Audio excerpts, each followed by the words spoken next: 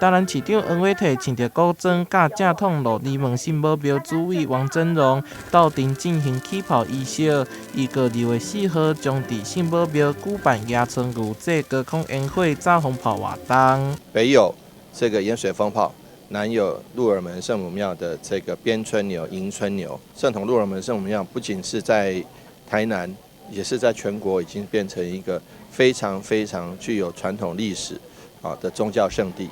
那这有宗教的意义，那有求平安的意味，也希望有这个春耕春牛的这个迎春的意义。活动为透早开始，有野春牛、边春牛、抢春牛的传统，延续到今尾50档。民国70年开始，加上国际烟火甲炸风炮，每一档拢吸引数十万游客参与。恭送欢送，庆祝这个春牛神来将这个天庭来交织安尼。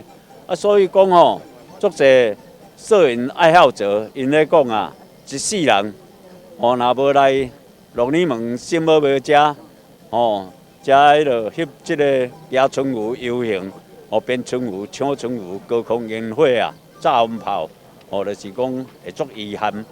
变后你翕到你就回不去除了春牛，伫庙厅也阁有精彩的家庭表演以及游行，非常的热闹。